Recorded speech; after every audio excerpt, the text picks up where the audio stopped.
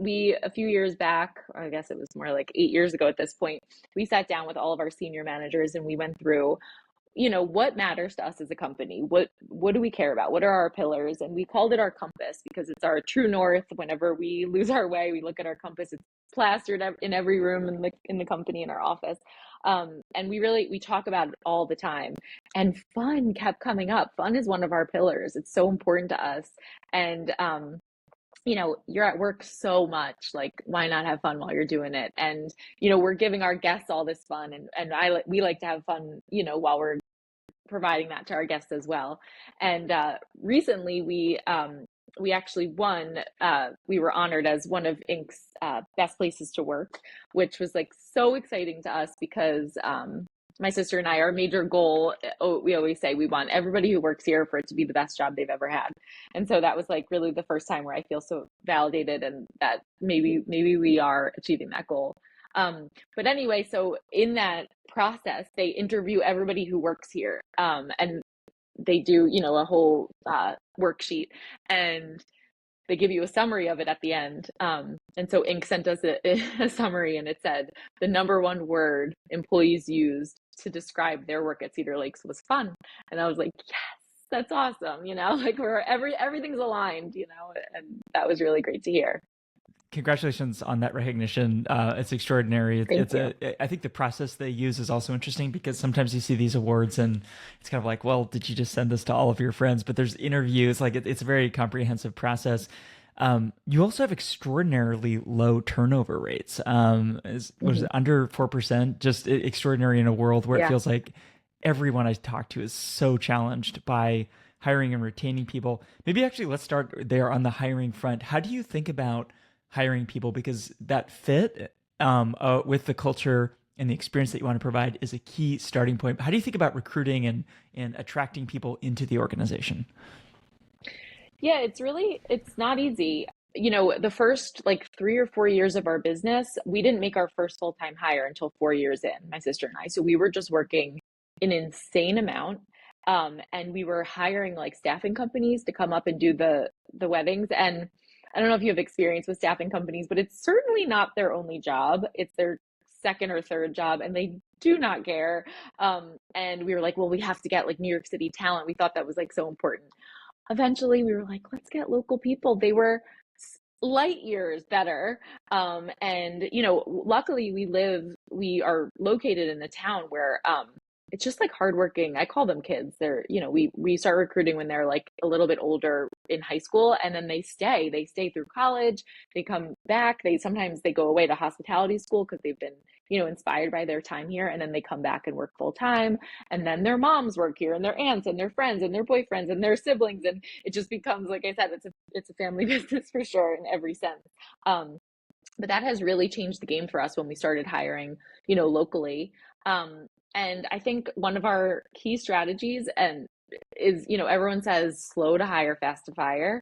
And I actually don't agree with that. I think we're slow to hire, but we're very slow to fire.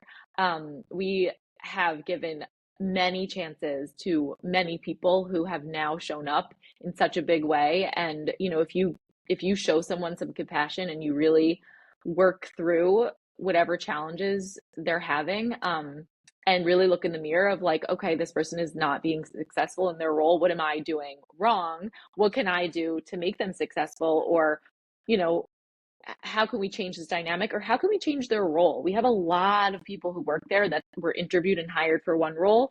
And once they started, they said, you know what, I actually see myself more on this path. And we let go, because if people are doing what they want to do, not only is it good for them, but it's good for you too. They're going to do a better job at it. So I'd say maybe half the people who work there have started in one department and have changed since. So that's been a really big key to our success as well.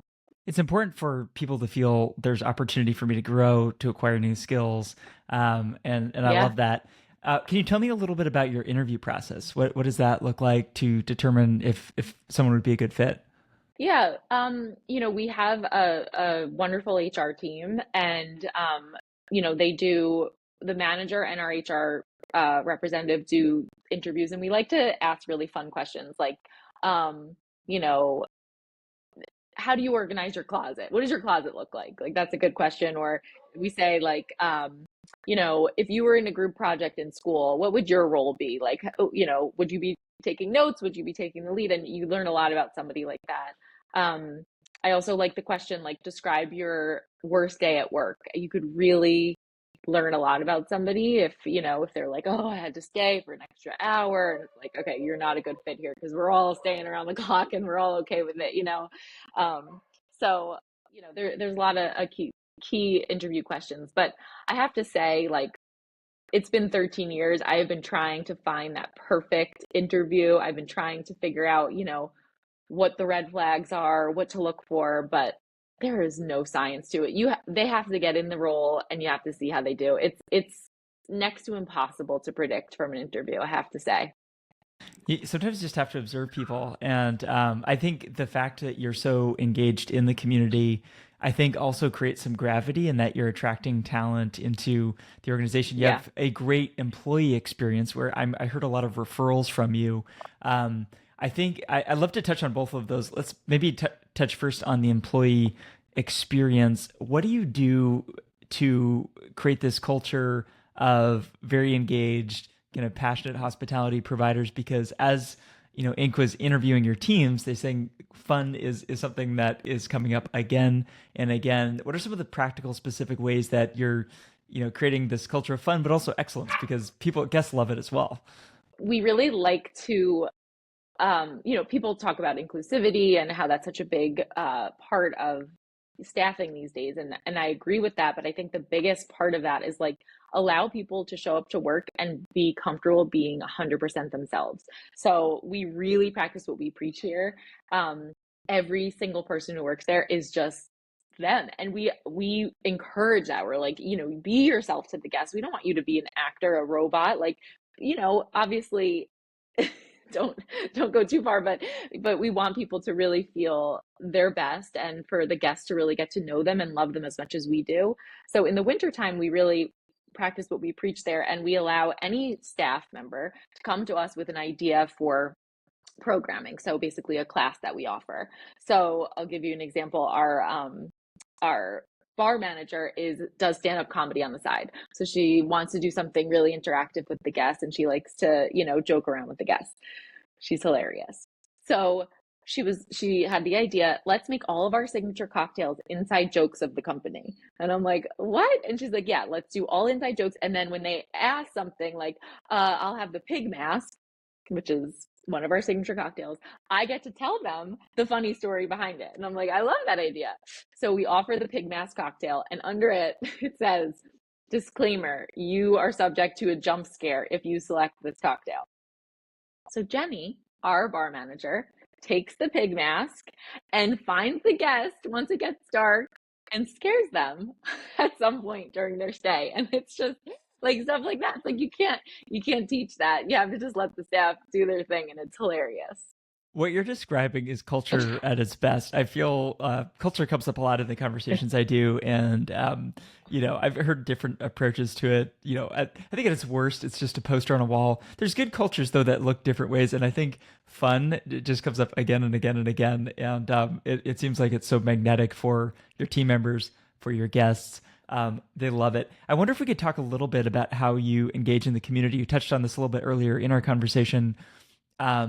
But it seems like it has so many benefits for you. I'm hearing on this notion of, attracting talented people into the organization. I guess, a bit of a broad question, but how do you think about community engagement or your place in the community? I don't know if anything comes up for you around that. Yeah, so we like to give our employees an opportunity to show off where they work. So we give each of them like a heavy discount to come stay. We give them free tickets to these like suppers that we host in the summertime, which is just, twice a month. So they could come up, and we give each person 2 tickets. So they're able to bring their family and feel proud. We also have a family day where all of our staff can bring up to 10 people, whatever, whoever they want, and they come up and they enjoy the site like a guest would. So they're in the lake, they're on the boats, they're on the hammocks, in the pool, and they're so proud to show it to their friends and families, girlfriends. And so we really like for that. And I'll even give another example.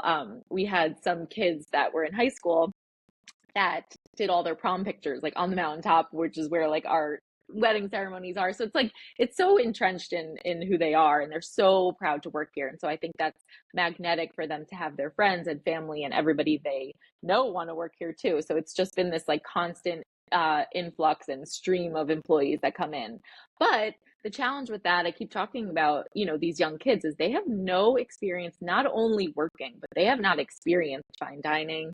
They have not gone to a five-star hotel. So we are starting from scratch. So our training is hardcore. Like we really take that seriously.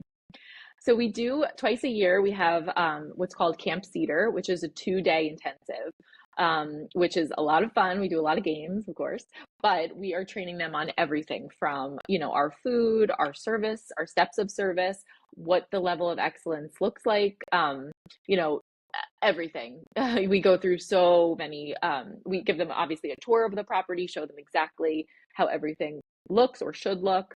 And our biggest quote, they hear me say it every day, is how you do anything is how you do everything. So if you open up our storage cabinet, it looks as pristine and beautiful as the front of house dining room. Like it, that is spread like wildfire in the company. And I think that's so important to our training. It's like you don't cut a corner in anything, whether the guest is watching or not.